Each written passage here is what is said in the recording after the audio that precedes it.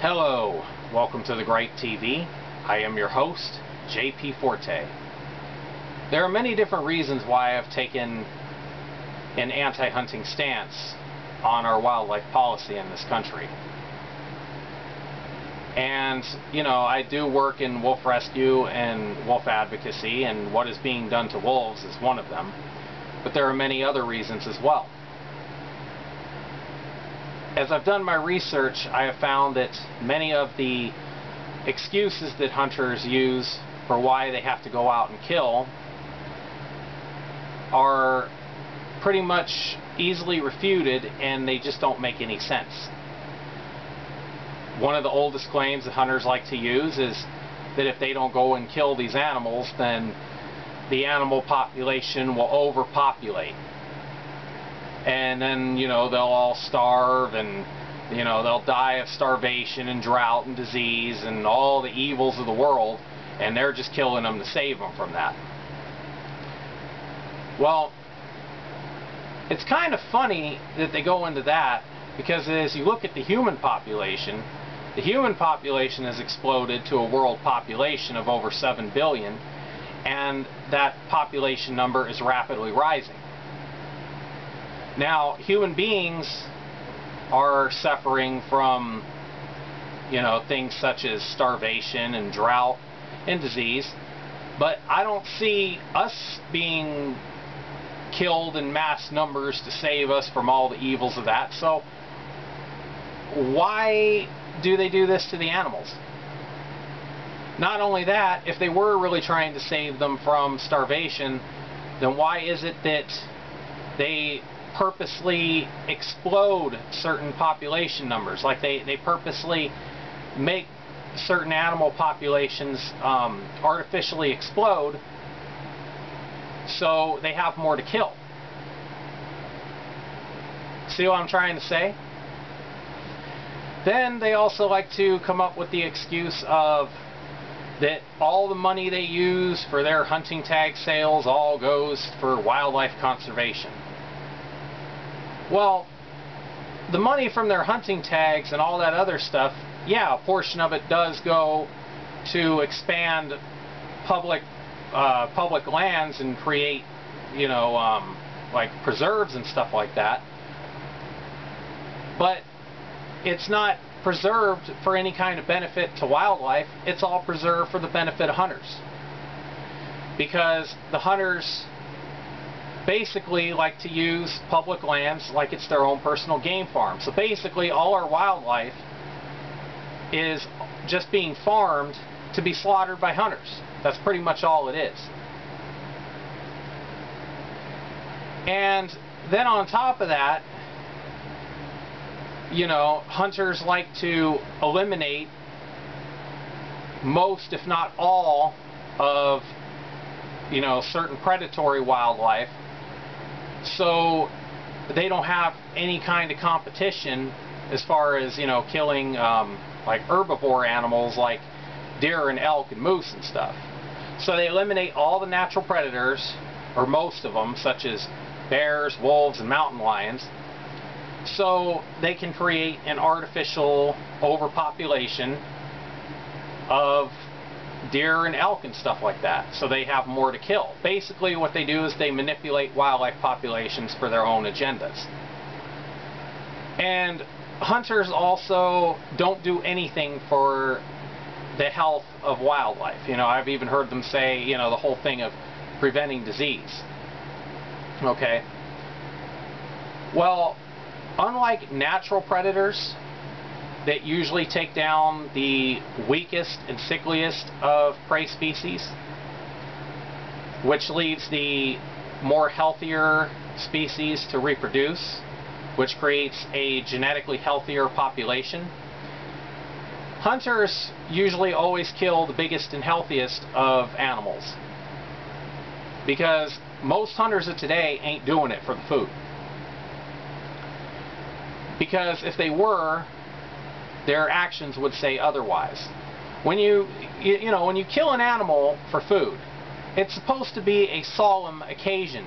It's not something that you celebrate and you hoot and holler over and take pictures posing with the dead animal And you most certainly don't have body parts hanging up on walls.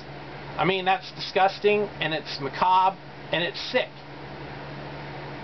You know, as far as these hunters go, there's something wrong with them.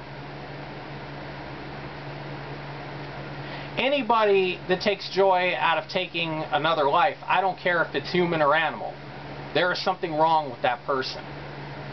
And it's really sickening that our society has lately been rewarding this kind of behavior. And we have crooked government officials that basically allow these hunters to dictate wildlife policy over the rest of the country. See, that's another problem. When it comes to how wildlife policy is done in this country, government officials side with hunters 100% of the time. You know, if you're against it, regardless of whether you're in the majority or not, basically the government just flips you the bird and sides with the hunters. All the time, 100% of the time. And that's not right either, because it's a dictatorship over wildlife policy. And then, on top of that, you know, hunters act like, oh yeah, you know, by killing wild animals, you know, we're also protecting society is another thing they like to do. Well, in fact, hunting also poses a lot of public health and safety threats, you know. Especially the trappers, and the trappers are brutal when it comes to how they execute animals so as not to damage their pelts. I mean, it's literally, I'm not even going to go into it. It's just too disgusting to talk about. But the traps they set, for instance, if a person walks into it, they get severely injured. You know, people have lost pets due to traps. So why is this still allowed to continue? You know? And then, on top of that, the countless people, even innocent people just walking through the woods, that get shot and killed by a hunter, you know, and the hunter claims, oh, it was an accident, I mistook him for a wild animal. Well, you know, for those of you that don't know, okay, for instance, say if a person was to accidentally kill somebody by, you know, accidentally running them over with a car if the person just came out in front of them and they didn't see it. They would still get charged with involuntary manslaughter and could face jail time.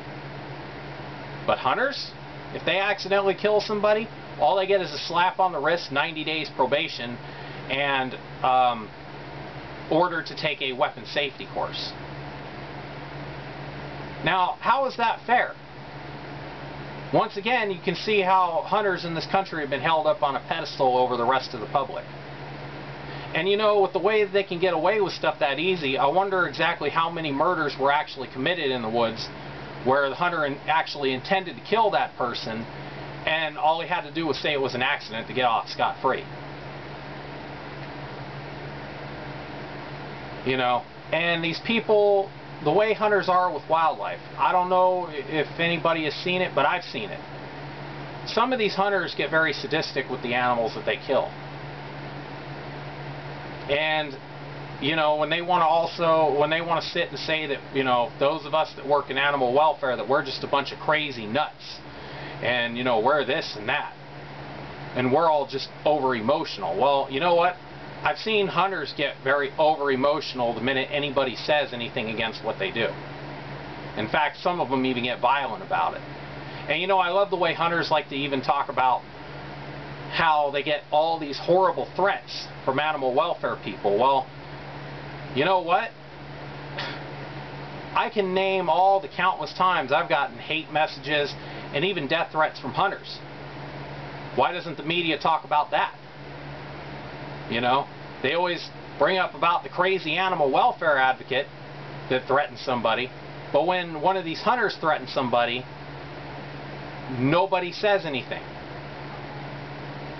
Once again, that's another double standard going on. And you know, I'm sorry. When it comes, you know, actually no, I'm not sorry. Because this is exactly how I feel, and I'm not going to apologize for it. The bottom line is, anybody that derives pleasure in killing has something seriously wrong with them. And I think it's high time that sport and trophy hunting gets, that it stops. I think that the dictatorship that hunters have over the rest of the public on wildlife policy needs to come to an end. And I think it's time that, the steps start being made to ban all sport and trophy hunting in the United States. And that's all I have to say about this issue.